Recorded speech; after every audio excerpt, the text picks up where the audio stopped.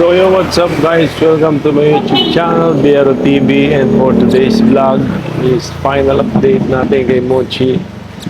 Since 2 days ago na natin siyang hindi nakikita, we search sideways, both sides, from there, sa puno, sa basketball court, until there, wala tayong nakitang Mochi. So, basically, on that moment is nag-flyby na talaga siya. Talaga nag-flyby na si Mochi sa atin. So, ang moral lesson na natutunan natin doon is iba pala ang ano ng ibon, ang klase ng ano niya, ng pagiging maamo. So, it doesn't mean porque maamo siya sa'yo.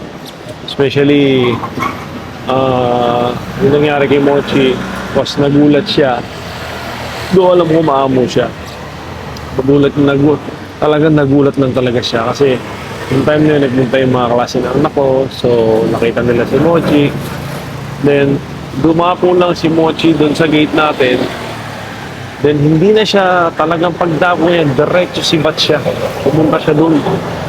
Diyan siya nagpunta. Doon sa puno na yan actually at the beginning. Then, pinuntahan ko dyan.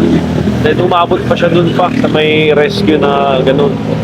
Pumatong siya doon. Then, bumalik siya dito. Akala ko, bababa siya dito. Kasi nakita niya na tayo eh. Then, sabi niya, biglang lumipad siya ulit pag ganun, papunta na doon eh. Hindi na natin siya nakita. Ayun na, tuloy-tuloy na. Then, nag-expect pa tayo na baka babalik siya the next day. Kasi, nung lumipad siya doon, hindi ko na namonitor, isang puno eh. Pero, nagbalik ako kasi sa bahay, kinuha ko yung pito, tsaka kinuha ko yung syringe. So, biniligan ko ulit siya doon. Umito tayo, nagpakita tayo ng syringe. Ginamit natin din yung sipol natin and both, pati yung whistle. At wala na talaga, hindi ko siya nakita. And then, that time was pahapon na rin.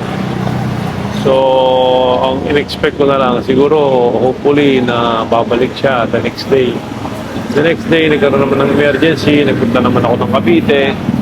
So, hindi ko na siya na-monitor, nakabalik na ako dito siguro mga hapon na.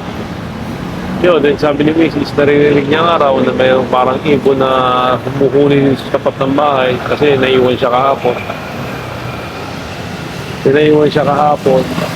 Then after that, ayun na, yung pagkabalik ko, trinay ko ulit siyang sipulan dito sa court, doon ulit, nagpunta ulit tayo doon.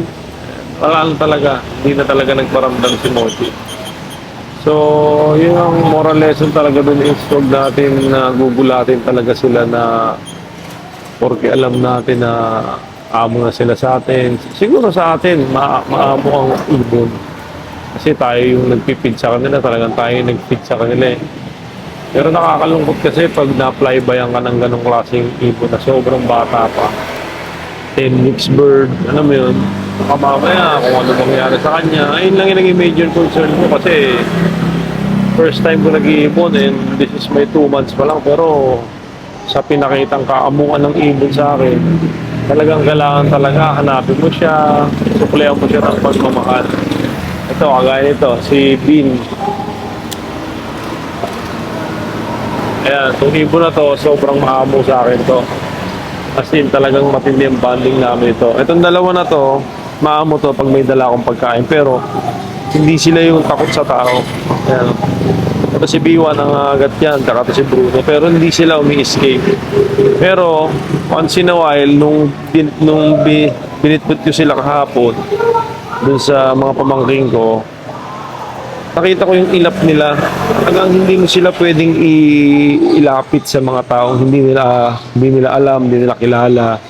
Kasi talagang magtatatalon sila, pwede silang kumawala. Buti na lang yung bahay kahapon ng kapatid ko is sarado.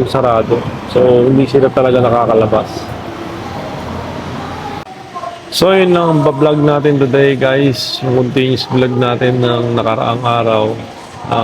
Hindi naman natin nakita si Mochi. Nag-flyby na siya.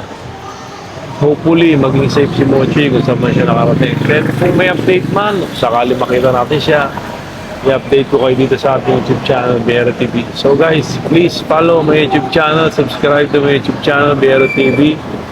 For more videos na gagawin natin. Then, kanina naglinis tayo ng kulungan. Pinaliguan natin yung mga alaga natin. So, for now, hindi pa natin alam kung magdadagdag tayo ng ibon or ito na lang muna siguro. Kasi itong pares ko na to, meron silang bagong itlog na naman. So, ngayon ang itlog na nila is 5 na. Meron na silang 5 itlog. Nakapakita ko sa inyo. Meron na silang 5 egg na hindi ko alam kung 5 o 4 na nandiyan dyan sa kulungan nila na yan. Sinilip natin kanina yan eh. Nakita tayo sa loob.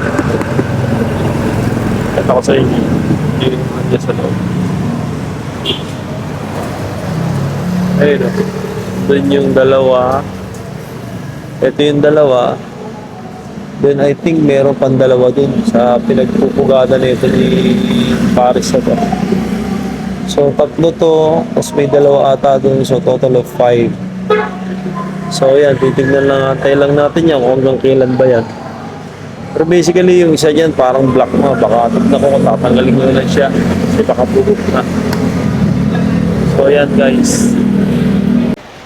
So, yun naman yung update sa may itlog natin na hindi natin alam kung kailan mapipisa. And hopefully, pag napisa, dadagdag tayo ng hand feed, yun na yung gagawin natin hand feed. Kasi ito, opaline boat lutino to eh. Hindi natin alam kung anong kalalabasan nito. Then yung crayfish naman natin is ganun pa din. Buried pa rin siya, hindi ko pa rin siya pinakikailaman. Nahayaan ko lang siya, ayoko na siyang buksan. Pero hiniwalay na natin siya guys. Andiyan na siya sa isang lalagyan. Then nakapaglinis na rin tayo ng aquarium. Yung 2 days ago, yun yung the day na nawala si Mochi. So, continuous lang din yan. So, yun lang guys. That's it. My vlog for today. Please follow again my YouTube channel, Bihero TV. Thanks for watching. Peace.